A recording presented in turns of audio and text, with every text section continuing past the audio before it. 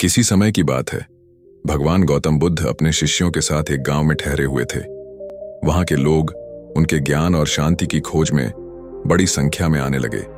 उनके प्रवचनों से प्रभावित होकर एक युवा व्यक्ति उनके पास आया। वह बहुत चिंतित और परेशान लग रहा था।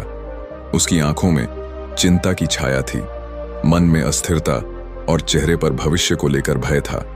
वह बुद्ध के चरणों में गिरकर बोला, भगवान, मैं बहुत परेशान हूं। मेरा मन भविष्य को लेकर हमेशा डरा रहता है। मुझे यह चिंता सताती रहती है कि कल क्या होगा।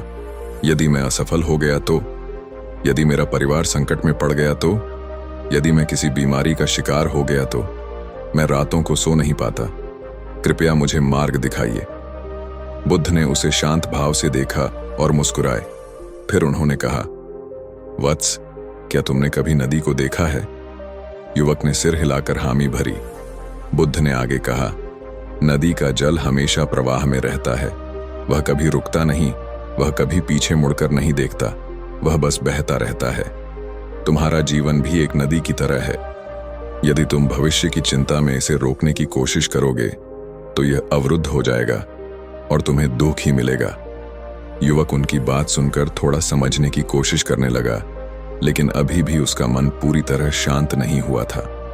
वह बोला, भगवान, लेकिन हमें भविष्य की चिंता नहीं करेंगे तो क्या हम अपने जीवन के लिए तैयार नहीं रहेंगे? क्या हम लापरवाह नहीं हो जाएंगे? बुद्ध मुस्कुराए और पास ही पड़ी एक छोटी लकड़ी उठाकर जमीन पर एक रेखा खींच दी। फिर बोले, अगर मैं तुमसे कहूं कि इस रेखा को छोटा कर दो, बिना इसे मिटाए, तो तुम क्या करोगे? युवक ने कुछ देर सोचा और फिर उत्तर दिया, भगवान, मैं इसके बगल में एक बड़ी रेखा खींच दूंगा, जिससे यह अपने आप छोटी लगने लगेगी। बुद्ध ने प्रसन्न होकर कहा, बिल्कुल सही, यही जीवन का रहस्य है। चिंता को मिटाने का सबसे अच्छा तरीका यह नहीं कि हम उसे हटाने की कोशिश करें, बल्कि हमें अपने वर्तमान को इतना सुंदर, इतना सार्थक बना लेना चाहिए कि भविष्य की चिंता अपने आप छोटी लगने लगे। यदि तुम अपने आज को पूरी ईमानदारी, पूर्ण समर्पण और प्रसन्नता के साथ जीते हो तो भविष्य की चिंता स्वाभाविक रूप से खत्म हो जाएगी। युवक के चेहरे पर थोड़ी राहत आई, लेकिन वह अभी भी पूर्णतः संतुष्ट नहीं था। उसने पूछा, भगवान, लेकिन कभी कभी स्थितियां हमारे हाथ में नहीं होती। यदि किसी व्यक्ति की फसल खराब हो जाए, यदि उसे व्यापार में हानि हो जाए, यदि कोई प्रियजन बीमार पड़ जाए, तब तो चिंता स्वाभाविक है। हम इन परिस्थितियों में कैसे शांत रह सकते हैं? बुद्ध ने एक छोटी कहानी सुनाई।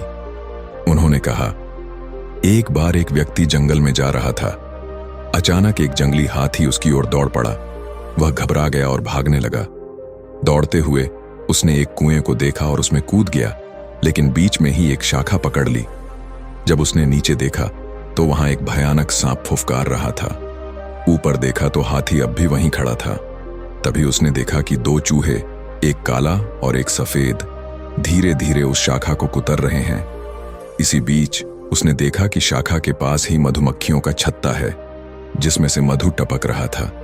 वह व्यक्ति थोड़ी देर अपनी स्थिति भूलकर उस शहद की एक बूंद जीभ पर रखकर आनंद लेने लगा।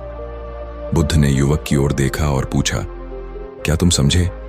वह शाखा हमारा जीवन है, जिसे समय के काले और सफेद चूहे धीरे धीरे काट रहे हैं।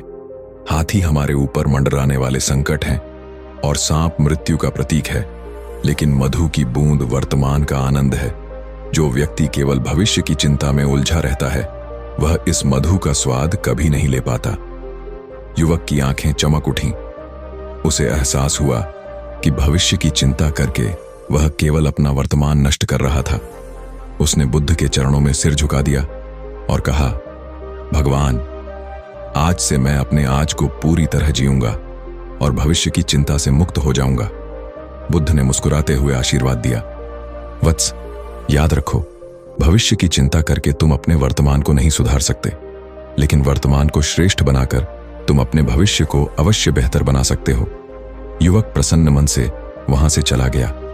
उसके हृदय में अब चिंता की जगह संतोष था, भय की जगह शांति थी और अस्थिरता की जगह स्थिरता थी। बुद्ध की यह अमृतवाणी हमें भी यही सिखाती है कि भविष्य की चिंता व्यर्थ है। जो व्यक्ति वर्तमान में पूरी तरह जीता है वही सच्चे आनंद और शांति को प्राप्त करता है। इसलिए आज से ही अपने जीवन के हर पल को पूरी तरह जियो और भविष्य की चिंता से मुक्त हो जाओ।